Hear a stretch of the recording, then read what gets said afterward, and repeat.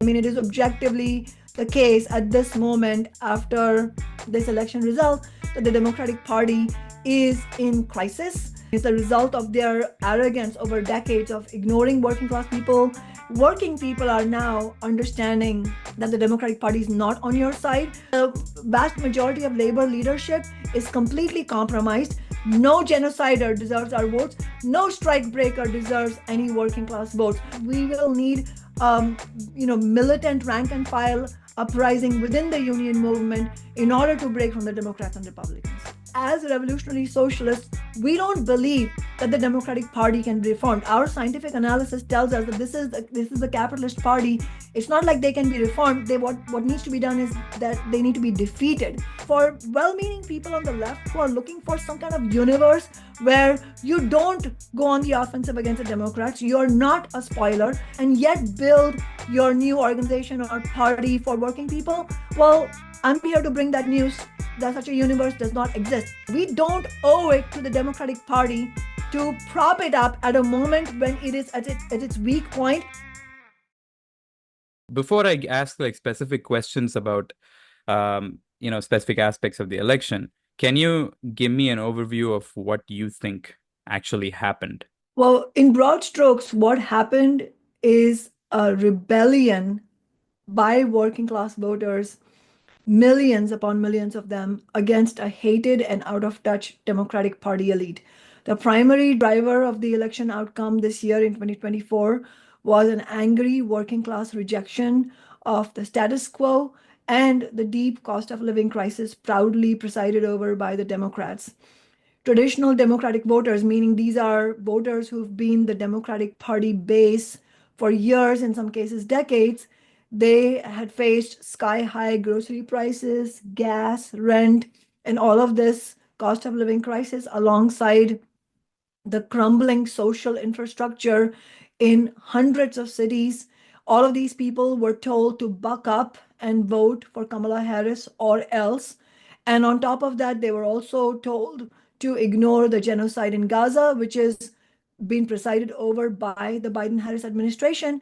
And worse than that, they were basically told to vote for the genocider. They were told it doesn't matter if you have any moral reservations about this, you should just vote for Kamala Harris. What the Democrats offered to working people was really a recycled anti-Trump campaign, which is all the more astounding when you keep in mind that their one campaign talking point for Kamala Harris and the Democratic Party was beware this fascist Donald Trump. Donald Trump getting elected would lead the country into an existential crisis.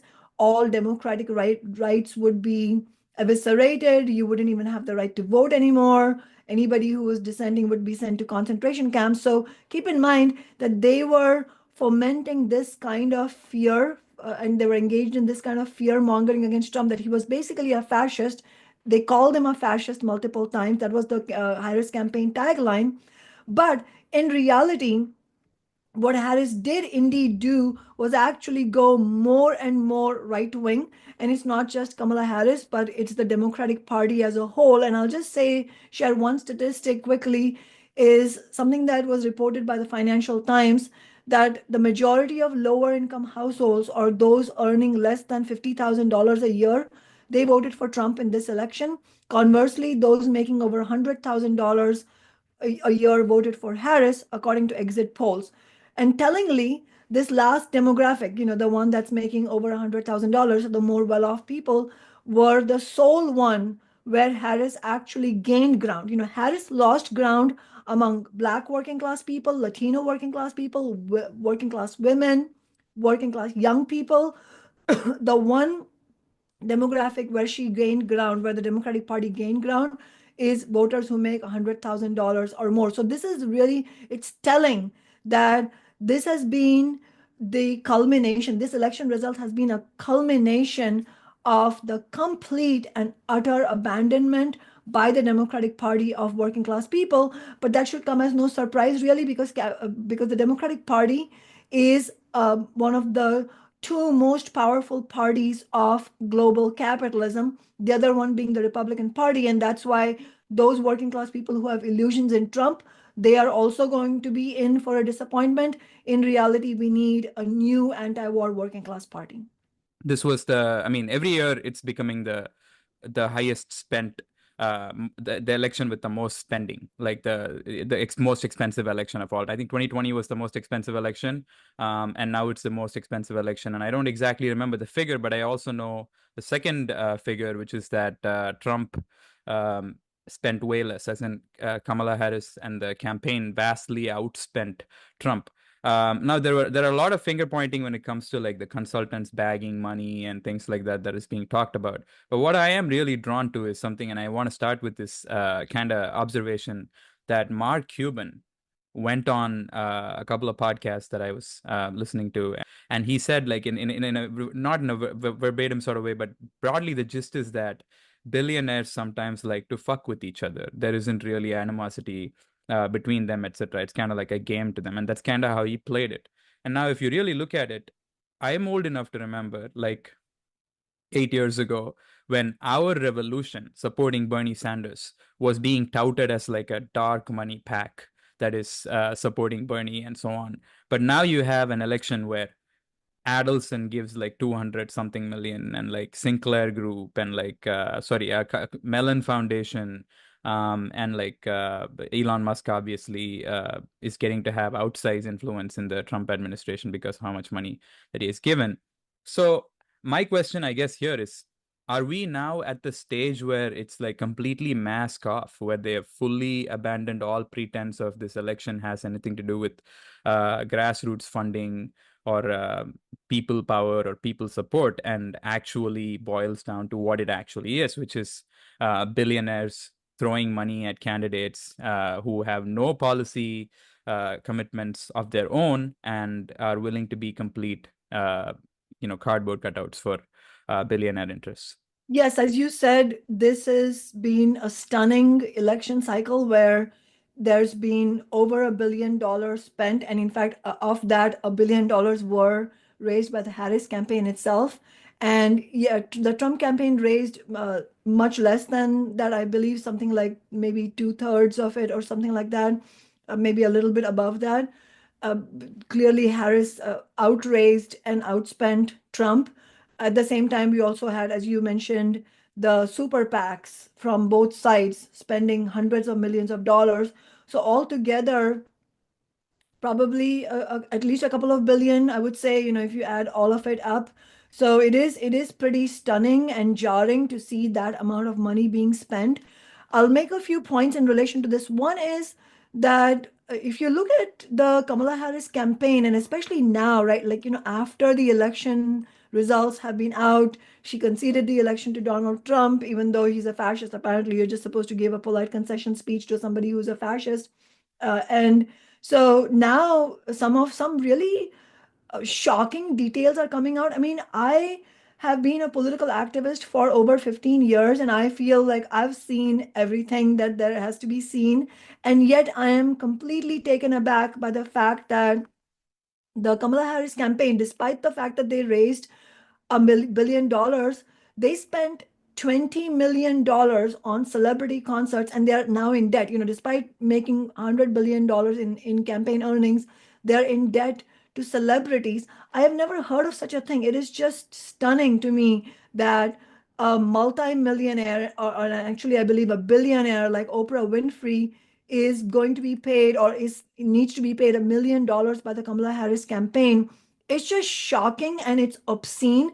It's obscene from all sides. It's obscene for somebody like Oprah Winfrey to again grab onto $1 million more on top of being a billionaire. It's obscene for the Democratic Party to run a campaign where they're taking money from hardworking people and then giving them to these already wealthy celebrities. It is just, That's right. it's despicable. It's despicable, and I've never heard of such a thing where celebrities are paid for a campaign. I mean, I think at the very minimum it should be illegal even under the laws of capitalism, because how can such a thing be possible? But apparently it's not, and maybe this has been going on for a while. So that's one shocking thing. But your question about, are the masks now off? I think that's a very important one at this moment, because the answer to that is yes and no, meaning that yes, the masks are off, in the sense that the Democratic Party, I mean, obviously, this a lot of this is true about the Republican Party as well, but the process is playing out like differently in the Democratic Party than in the Republican Party. I mean, it is objectively the case at this moment after this election result that the Democratic Party is in crisis, and part of that crisis is because is again is the result of their arrogance over decades of ignoring working class people and thinking that Latinos and Black people and women and working people as a whole are just going to blindly vote for them, even though they've been sold out again and again. So that arrogance has led to this kind of brazenness about them. It's also masks off in the sense that working people are now understanding, much more clearly than it was visible, a couple of years ago. I mean, a couple of decades ago, that the Democratic Party is not on your side. So in that sense, it's true. But one thing that we should be warning about is that the Democratic Party, because it's a party of capitalism, has no intentions of act now. They're not going to wake up suddenly and say, "Oh yeah, we should be giving working people a $15 an hour minimum wage, let alone $25 an hour.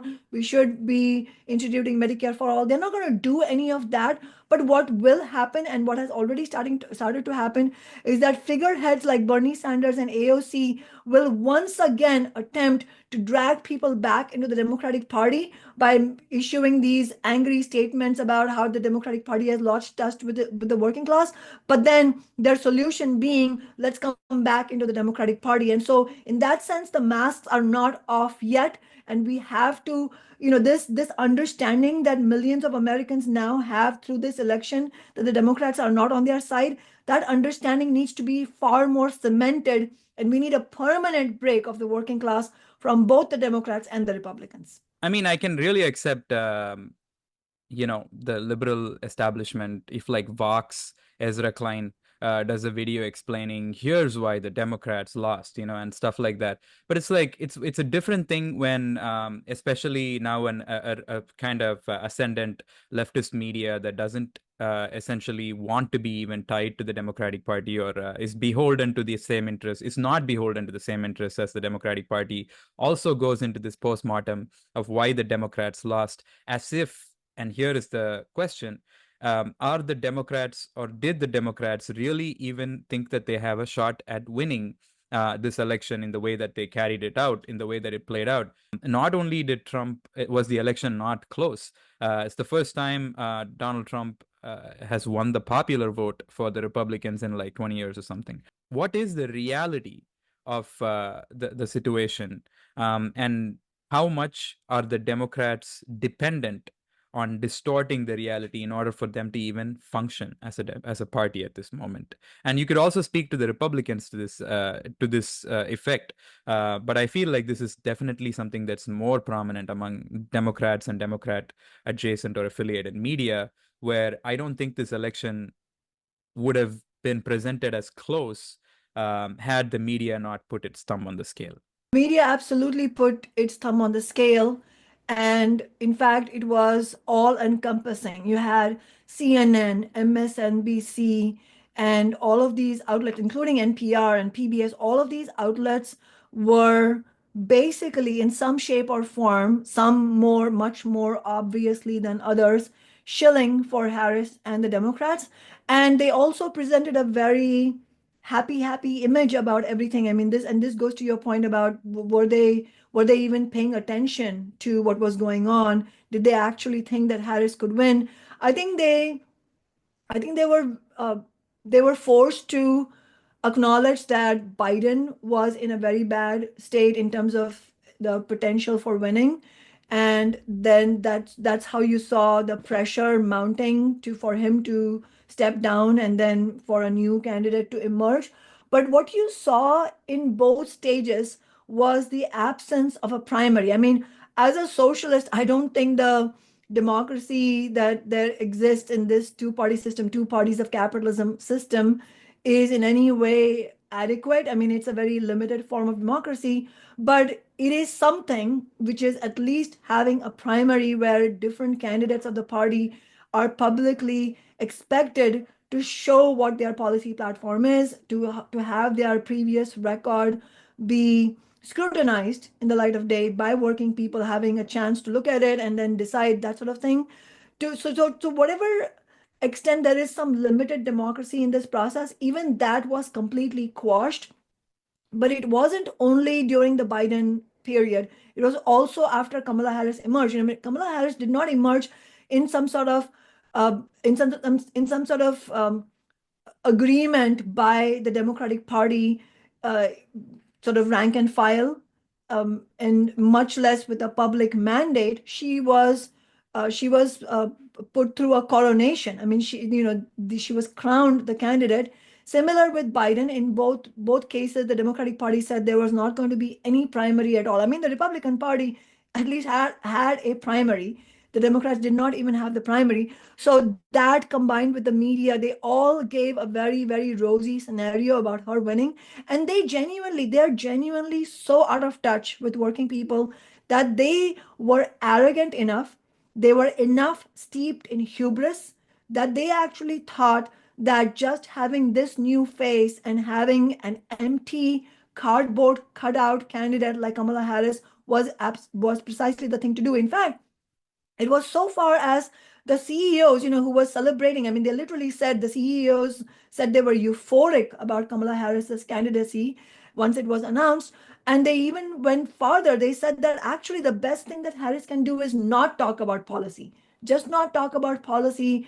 Don't risk alienating anyone on anything. Just run on this empty message of joy and hope or whatever, joyful warriors, and then you can win. I believe that they actually might have thought that.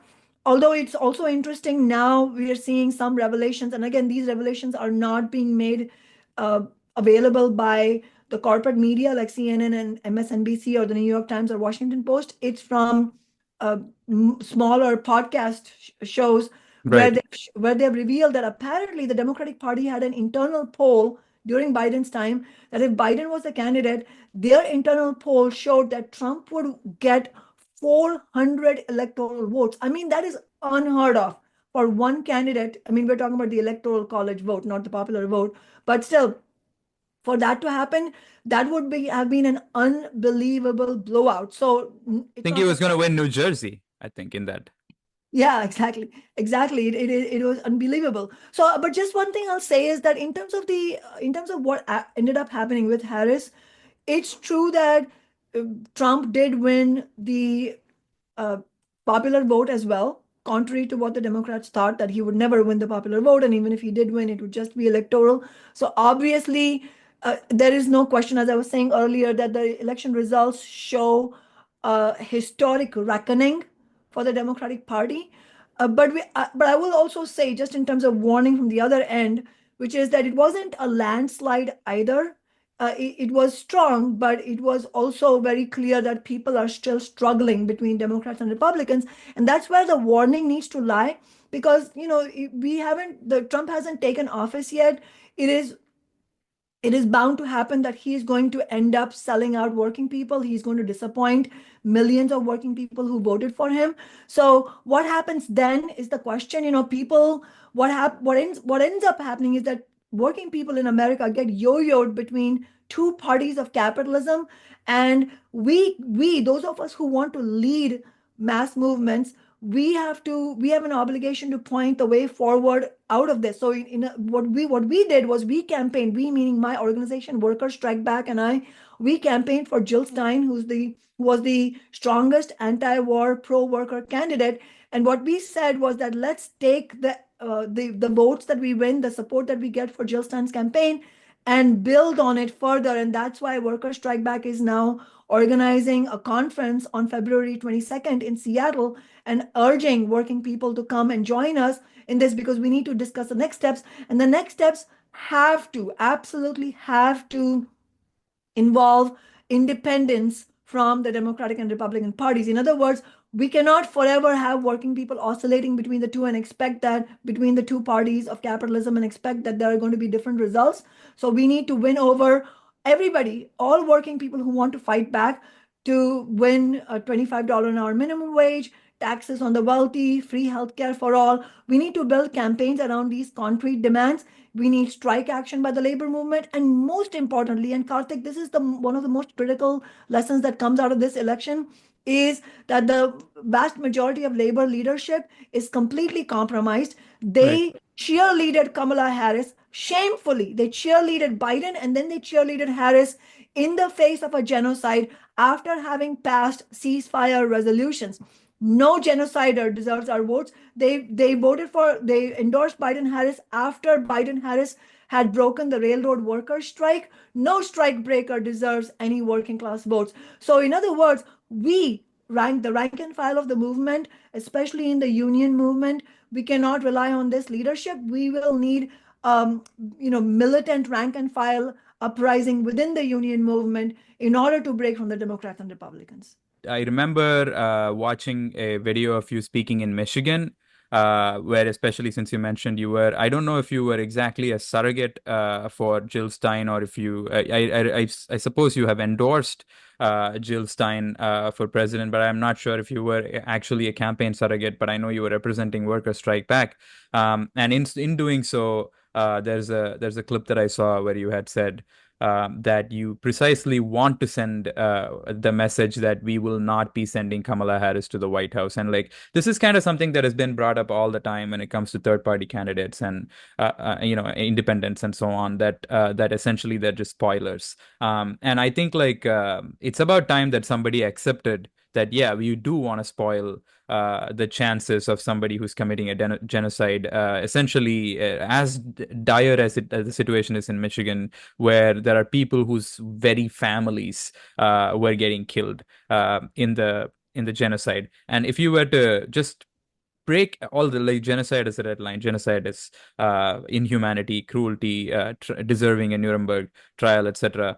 We still come down to the question of the Democratic Party is killing the very relatives of the people who are voting there, and something about that is like always struck me as just like the scale of that is just crazy to me, and yet the vast majority of the US left, whether it's within the Democratic Party or even outside, in a lot of organizations, tend to see any kind of third party attempt as not only a spoiler but ultimately fruitless. And the second aspect of that is that, like, not only is the third party attempt fruitless, they would even use the evidence from this election where the total vote count, the percentage that Jill Stein got, I believe, was somewhere either around 1% or less. And if the argument for third party or independence has been to reach the threshold of 5% for federal funding, then this case, even in the case of an election, even in the wake of a successful campaign in Michigan where she effectively lost the state, as you said in the clip, you wanted to make Kamala Harris lose the state, and she did. In so doing, how much did the third party movement really gain in terms of the vote share or the vote percentage? And what do you have to say to those leftists and the organizations that say this is not nearly enough and it's not making any statement worth making, especially now that Trump has been elected? So, just in answer to your original point, I was not an official surrogate for the Jill Stein campaign because that's not something we do as socialists and workers strike back. But what we do is campaign for the causes that we strongly believe are in the interest of the working class. And in that sense, yes, the Workers Strike Back, my organization, we held and we launched Workers Strike Back last year. I helped found Workers Strike Back early last year. And in the summer of this year, we held our inaugural national Zoom conference, and we held a democratic discussion and debate and vote, and almost unanimously voted for Jill Stein and voted for Worker Strike Back as an organization to campaign for Jill Stein, which is what we did. That was our main focus in all these months during the election. And we did make a huge effort, even though we are a small organization, we made a huge effort to campaign in the state of Michigan, especially Dearborn. And in fact, this is all the more remarkable when you think that when you know that we didn't have a pre-existing base in Michigan. We now have new members of Worker Strike Back in Michigan, and we're hoping to launch a new chapter of Worker Strike Back there.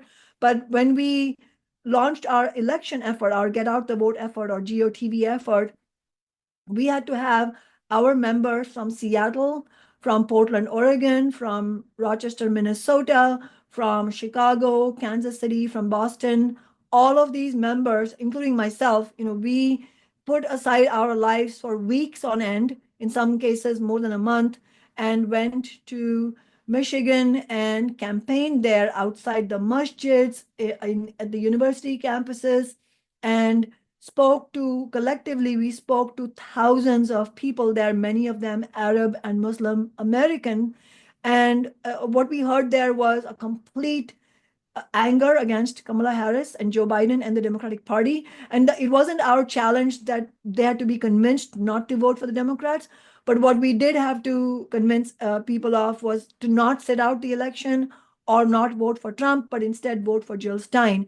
And so in Right. that effort, that effort was very important to us and important to the, sort of setting the record for the working class. This is that showing, illustrating that this is what we need to do. If you look at the numbers, it really did pay off, in the sense that in many of the precincts where Worker Strike Back, was active, the Jill Stein vote was impressively high.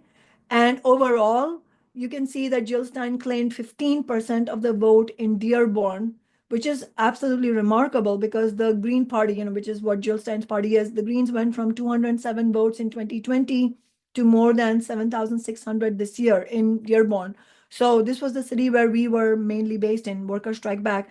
And so you can see that this type of effort does pay off. And, everything we did this year in Michigan was based on our decade of experience in Seattle. I was on the city council for a decade. We fought 4 elections. We won all 4 elections, and I left office undefeated last year.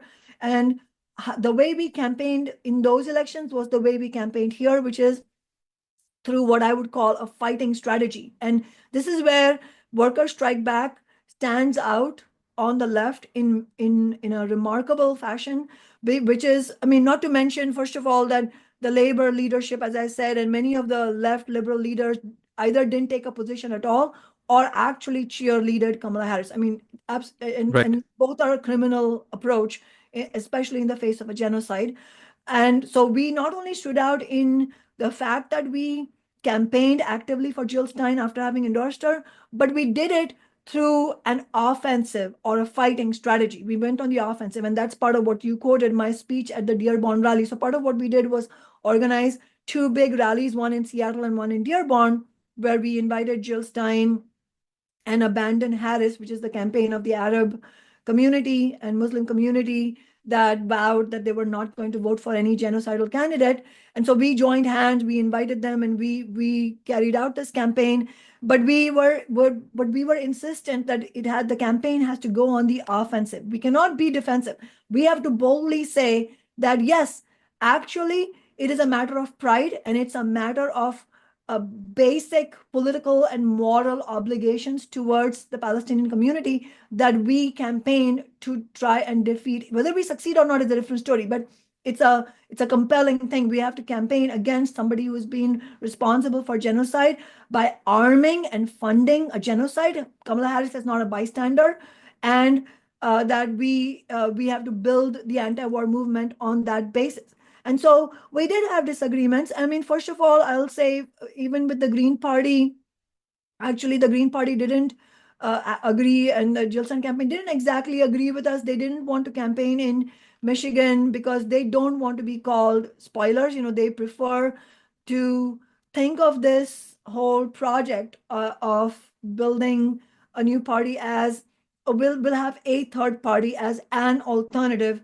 to the Democrats and Republicans. That is not our outlook. And this is a very basic, very fundamental difference between a revolutionary analysis and a reformist analysis. And it's not that they are not well-meaning. They're extremely well-meaning. And it was really important, the kind of united front we were able to build between Worker Strike Back, Abandon Harris, and the Jill Stein campaign to do this together. And it's a model for how we build on the left together and then honestly and respectfully discuss our differences. And so it's not a question of judging anyone's intentions, but it is a question of uh, clarifying the political differences. And so our the reason we go on the offensive and the reason we take this uh, um, the fight against the Democrats in the way that we do is because as revolutionary socialists we don't believe that the Democratic Party can be reformed. Our scientific analysis tells us that this is the capitalist party. It's not like they can be reformed. What needs to be done is that they need to be defeated. And so what we did in Seattle is entirely an outcome of our revolutionary politics, because at every step of the way, whether it was fighting for $15 an hour or the Amazon tax or any number of the renters' rights that we won, any of the other victories like in banning caste discrimination in our city, every single one of this fight took a fight against the Democratic Party. It wasn't just that we were fighting against big business. We were fighting against the Democratic Party, which in this city, in Seattle, the Democratic Party politically oversees the interests of capitalism.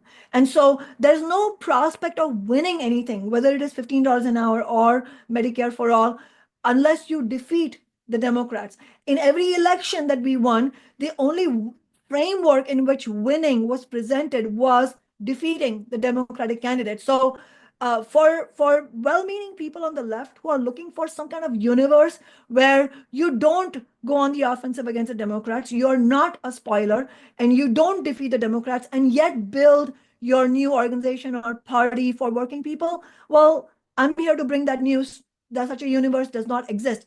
Capitalism is posed to us. We did not choose it. This exists because of the capitalist class, and this system is posed as a zero sum game, meaning when the billionaires win, workers lose. When workers win something, it comes out of the pockets of the billionaires. Now, it is pocket change for them, but the point is that they will fight tooth and nail against any small victory, even a very small or modest one, because they know that the experience of winning emboldens workers to win further. And in this battle between the two classes, the state institutions, the political entities of capitalism play their proxies for the billionaires. And so if you want to defeat the billionaires, you have to defeat their proxies. That analysis comes out of a revolutionary understanding of capitalism that is absent in reformist organizations. And so even though they're well-meaning, they prefer not to do that. But in rejecting that offensive fight, they end up ceding ground to the Democratic Party. We don't accept that. When the ruling class calls us spoilers, we take that as a badge of honor. Yes, we are absolutely here to ruin the day for the Democratic Party, because that's what needs to be done in order to end the genocide in Gaza. So what we owe to the oppressed, to the working people of this world. We don't owe it to the Democratic Party to prop it up at a moment when it is at its weak point. No, it's our job to Right. make it even harder for the Democrats to build up. I'm pretty sure you're aware of the perception that a lot of the people on the left, including people who really love you, and I swear that this is not my perception. That's why I'm asking you this as a question. That you have kind of squandered away your power by resigning your post as, like, an elected official. Not only that, but also leaving Socialist Alternative and starting an organization that is decidedly or determinedly so far not entered the fray in electoral politics. Although as you said, you have kind of agreed to campaign along with Abandon Harris for Jill Stein, the Green Party candidate, in the 2024 presidential election. So, how do you respond to this question, or like the remark that you, especially as somebody who has been one of the fiercest campaigners and one of the most successful campaigners for policy reform in among socialists, arguably, where you actually got so much done as you listed. So all of these things you managed to get accomplished within the electoral system, and then you exited it. And how do you respond to somebody who characterizes that as a mistake? And in what ways have you found yourself more, I would say, more capable of creating more impact than you did before? First of all, I would say that in my experience, Many of the people who say this are actually being disingenuous, meaning they never supported the what we were fighting for actually. And that's, I mean, again, there may be genuine people, and I'll come to that in a second. But my experience is that many of the people who say this are also just being disingenuous in the sense that they oppose, they fundamentally disagree with our politics, our socialist and fighting strategy, and they will be naysayers no matter what. Like if I ran again, they would say, oh, you're not making space for somebody else, you're making it all about yourself. If I didn't run, then they say, oh, you gave up your position. So I'm not, I just want to say that I'm not labeling everyone who asks that as that. I just want to get that out of the way just for the record, because I want to be very clear that the rest of my answer does not apply to these disingenuous people. I don't care what the disingenuous people say, because their opinion is of zero consequence to me. I think it's important that we build strong links inside the working class movements. And in that scenario, it is important to have complete accountability, and also to have discussions, because there might be somebody who is accountable, but you just disagree with them, and then those discussions and debates have to happen. And so in that spirit, I appreciate you asking that question. There are several aspects to this. First of all, the tragedy is that for the most part, the decision not to run actually is central to the reason many of us, those of us who left socialist alternative, left it.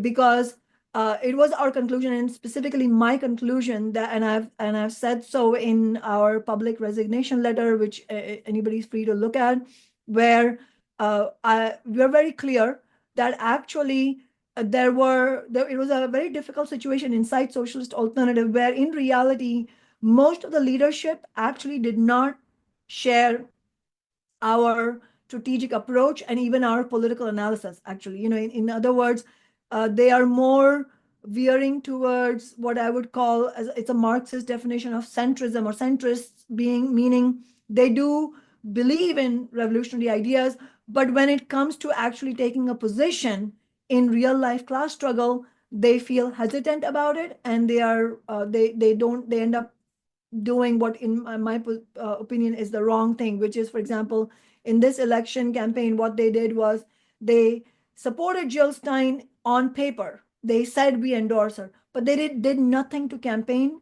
for that, to get out the vote. They did not provide a strategy for working people to build something out of that campaign. And now in their post-election analysis article, they have taken a completely shocking position, actually, Karthik, where they pretty much, what their thesis is that the working class has moved to the right, and the rest of us need to fear Trump.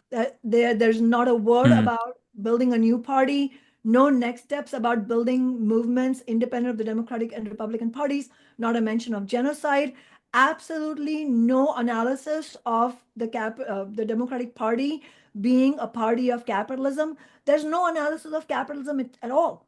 And it's really shocking how far they have gone. But my point is that the seeds of all of that were already in existence for a long while. It's just that, this is how it works in politics, and the differences come out over a long period of time. So on day one, it's not all crystal clear, and you can't do the hindsight is 2020 kind of thing. Things unfold over time. And so their real position, the real position of those leaders with whom we disagreed, that is now actually coming out more fully after we have left the organization. Anyway, that's the background. But part of all of that was they didn't really like the fact that we had this elected position. They did not like that we were confrontational with the Democratic Party, and they preferred that just to have a small organization that was inward looking and not really building class struggle. And so because of those disagreements playing out internally, it ended up happening that we decided not to run for re-election again, and that was a mistake. We should have run for office. But having said that, I also want to clarify what how we look at winning elected office versus what most of the rest of the left means. For most of the rest of the left, when they say elections, there's two positions and they're both wrong. One is there is this sort of anarchistic position, which is all elections are bad, don't vote, don't take a position. That is actually a bad position, because it ends up enabling the Democratic Party, in the Right. US context, that is, because if you don't pose any challenge, then they have the field open. It's either Democrats or Republicans, and you're leaving working people at the mercy of these two parties of capitalism. So, in other words, that may seem like a pure position for some people, but they're completely mistaken about it. It is an abdication of political responsibility. So I don't agree with that either. I also don't agree with the people, for example, the Green Party, who say, oh, now coming out of the Jill Stein campaign, we need to run lots of candidates. Let's run everywhere. Do you want to run? Do you want to run? That is nonsense because, first of all, winning against the Democratic Party is not a small thing. And Right. I know that firsthand. Uh, but even more than that, even if you did win, it's not about winning in the sense that what do you do with that position is what counts. What you do with that position is what ultimately matters to the working class. So, in other words, imagine that we used a fighting strategy to win the election when we won in 2013. And imagine that when I took office in 2014, I realized that actually fighting for $15 an hour makes these labor leaders unhappy with me, makes the Democrats act like real jerks towards me, because that's how it's posed. The leadership of social movements, if you want to fight to win anything for the oppressed, for the exploited, that means you yourself have to have a steely backbone and understand that this is not about you. It is not about how pleasant your day is when you go to City Hall.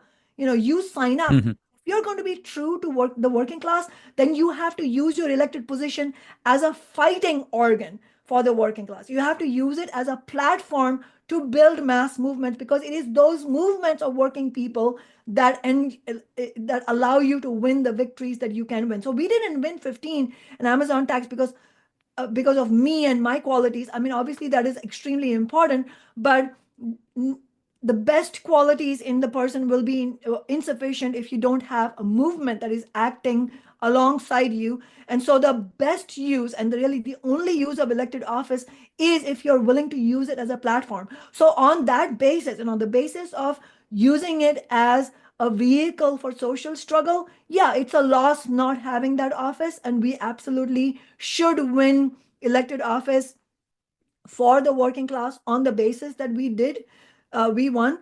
But it's not an either or of building worker strike back. Worker strike back as an organization is absolutely crucial, because at this moment, it is, I believe, the only organization in the United States that is putting forward the fighting politics that we are doing, which is not only calling for a break for the working class from the Democratic and Republican parties, but actually providing a strategy for how to do that. For and calling for a new party for working people and the anti-war movement. And I don't believe that we are in a position to launch that party right now, because it's not a question of launching it on paper. It has to have the mandate of hundreds of thousands of people, and we're not there yet. But it's a question of putting that framework forward and using that framework. If we can run one or two candidates on that basis, candidates who do what I did, which is remain accountable to your organization, which is worker strike back, take the average worker's wage, which I did, not make it about yourself, which is what we did, not make it about your career.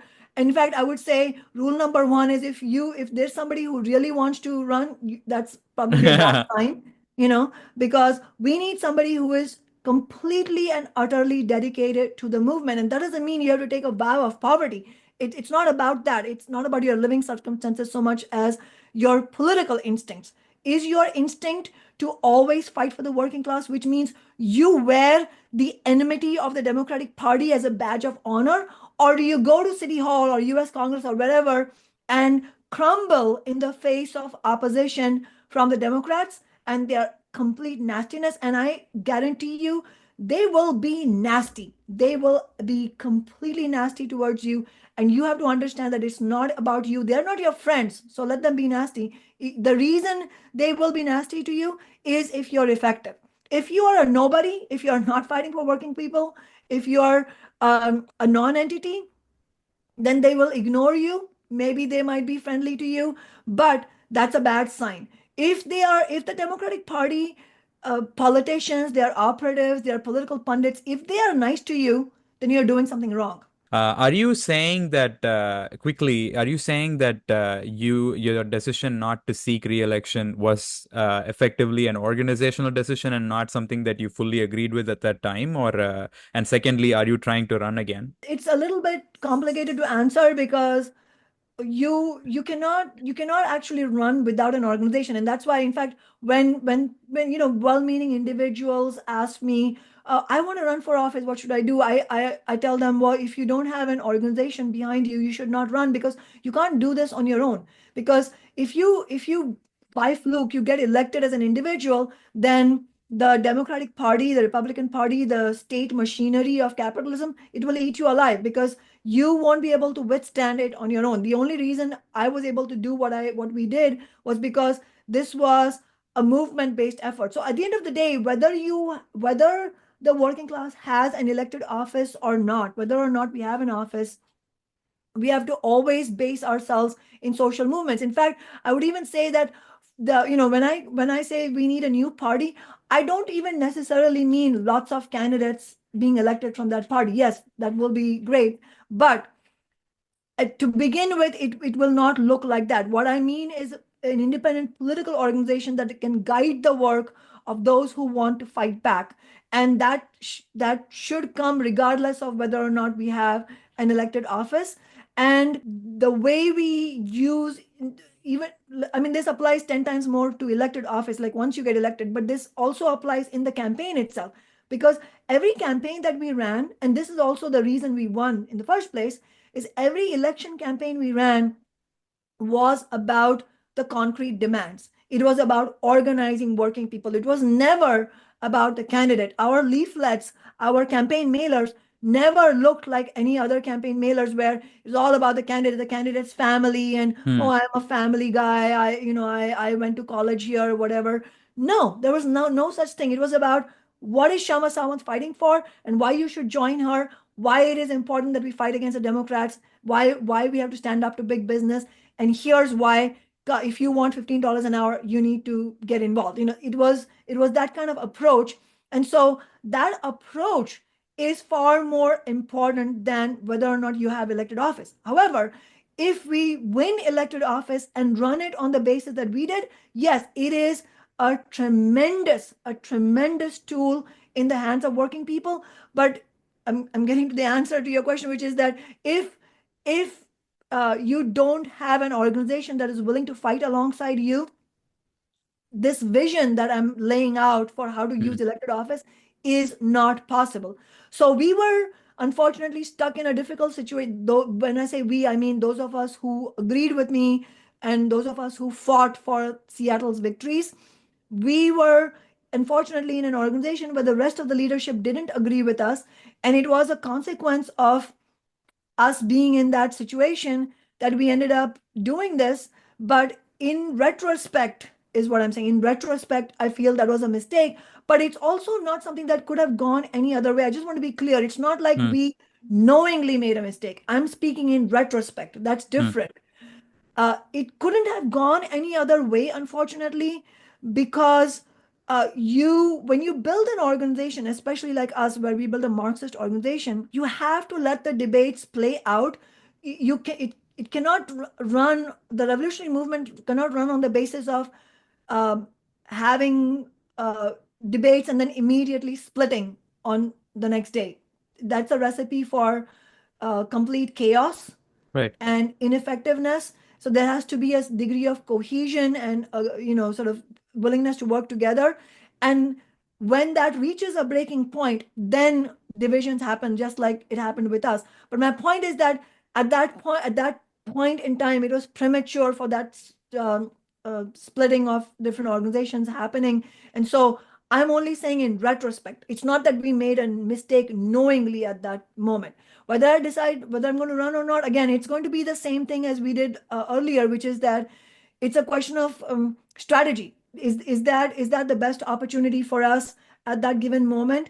And all of that has to be strategic, and it has to be based on discussion and debate, because running any campaign is an almighty task. Then, if we decide to run, then it will mean that we have to put all our resources, all our time, and really sacrifice for that campaign. So we don't take that lightly. So at this moment, I don't know the answer to that question.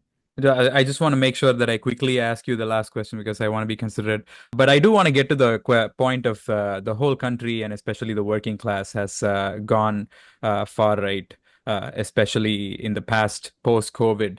Um, pandemic. And I think this is a characterization that's quite popular, and especially with Trump winning, and especially after Trump went on this entire podcast uh, tour and rewired the circuit that politicians take in order to reach audiences. And all of these audiences of the podcast that he went on, they at least code right as the saying goes on the internet, if not explicitly, supporting right wing policy, they like this right wing cultural posturing.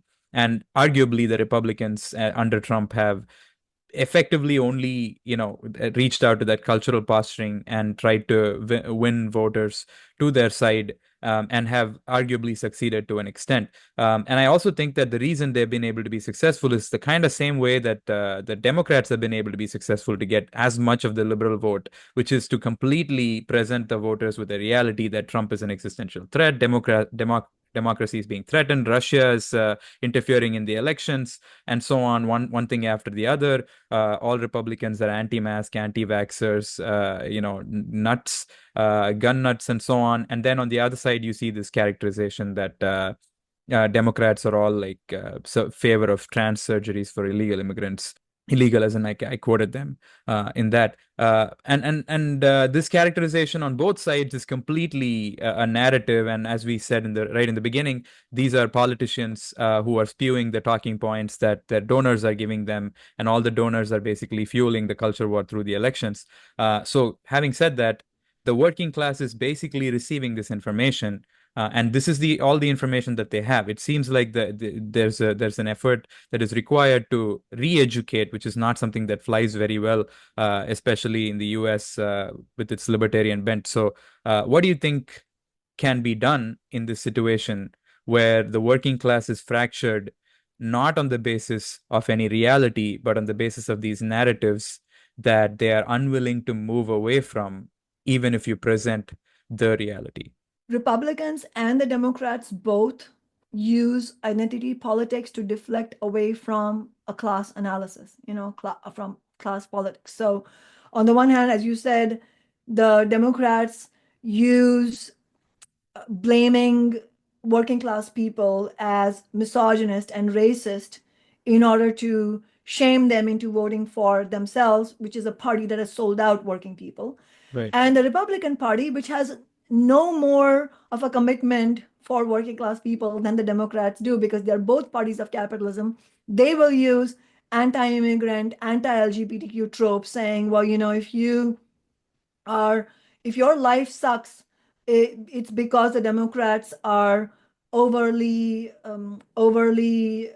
cultivating an interest in trans people, or allowing hordes of Latin American immigrants to come across the border, and your enemy is those immigrants, and that is why Right. you should vote for Republicans. So these are both, let's be clear, they are both examples of the ruling class and their political spokespeople using identity politics to keep working class people divided. It is a good old divide and conquer strategy. There is nothing new about it. Ever since class emerged in human society, divide and conquer has also been Hmm. the case, because for the simple reason that whenever you have class society, and capitalism being the current incarnation of class society, it is a society which is completely riven, it's completely divided by class. There's an elite class at the top, which is constituted by a small number of individuals, and then the rest of the humanity is not part of that class, and some of them benefit to varying degrees. That's also part of the divide and conquer, Right. but they're not the owning class, so the owning class versus the non-owning class, or in other words, the working class.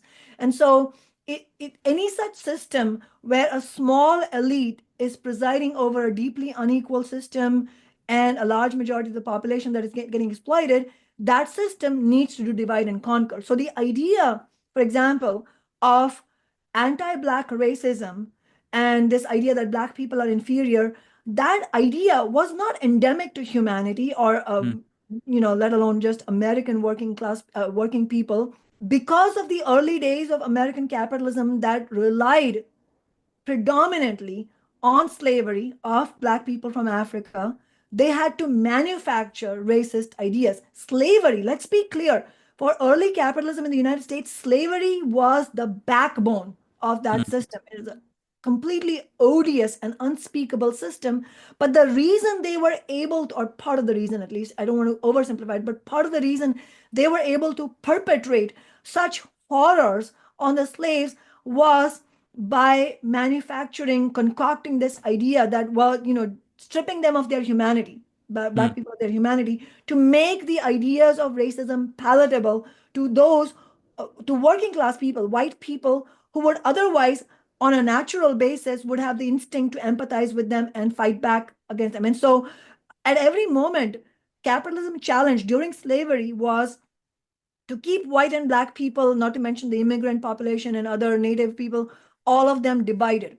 So identity politics comes from, or the oppressions, different types of oppression, and this is true for caste oppression as well, comes from the ruling class's need in a class society to keep the exploited class divided. mm, And so what's happening today is nothing new. It's just new forms. It takes on new forms of divide and conquer. And that's what the Republican and Democratic Party are doing. We see this in Indian politics as well. And what they're doing is keeping people from reaching the conclusion that actually my enemy is not that person who's LGBTQ. It has no impact on my life whatsoever. My enemy is not the working class or poor immigrant that's coming across the border, but our collective together, our enemy is the billionaire class who have so much money, and yet the city and state budgets are so starved that we are all fighting against each other for public schools, for jobs, for housing, for basic necessities. And so, with all of that being in the mix, it's no surprise that working people end up, in the absence of, in the glaring absence of a left alternative, not only an organized alternative, but even the ideas against mm, divide and conquer, in the absence of any kind of thing, any real force like the labor movement, labor leadership offering an alternative analysis, it's not surprising that anti-immigrant sentiments are at a high. All of that is happening. However, one, I would say none of these sentiments are etched in stone. mm, Look at slavery. Slavery was ended because the majority of American working people, white, Black, otherwise, agreed that this is an abhorrent system and we need to defeat it. And the Civil War was the political expression of what needed to happen, and it was almost like a part two of the War of Independence in order to abolish slavery. So at that time, there were lots of liberals who never thought slavery would be abolished and wrote off working mm, people as backward or whatever, and argued for kinder, gentler slavery. So, first of all, we have an obligation to look at history, not have an ahistorical perspective, but actually look at history and understand that these what come out as reactionary ideas among working class people, these are not etched in stone. They can be won over. But what's missing here, and why so many there's been this realignment and so many people have moved towards Trump from the Democrats, is because there's nothing else on offer. These are mm, not people who are going to be tied to Trump or Trumpism forever. But in the absence of any real alternative, any socialist analysis, any labor analysis, with all the labor leaders shilling for the Democrats, what are they left with? They're left with going towards Trump. However, even now, if you look at various ballot measures, it shows decisively that working class people are not generally moving to the right. I mean, that is a completely wrong conclusion to draw. All abortion rights initiatives that were on the ballot in 7 states, they won, and they were far more popular than Trump. The only one that was officially defeated was in Florida, and it mm, only lost because of the state's undemocratic 60% threshold for ballot initiative. 57% of Florida voters voted in favor of abortion rights. These are the same people who voted for Trump. Right. Then voters approved minimum wage victories, including to $15 an hour in Alaska and Missouri. These are both states that Trump won.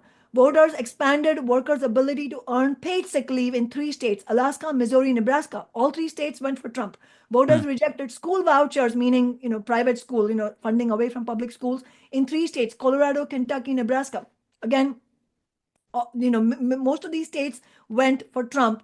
Alaska voters also opted to ban, so this was this required them to vote no on the ballot measure, to ban anti-union captive audience meetings that corporations often carry out. So if you look at ballot measures where it wasn't directly for them to take a position on Democrats or Republicans, voters voted progressive overwhelmingly for progressive causes. So I completely reject the idea that working class people are moving to the right. No, the systematic process that's happening is not working class people moving to the right, but a working class rebellion against the parties of capitalism. And this is the moment is ripe for us to provide a left alternative.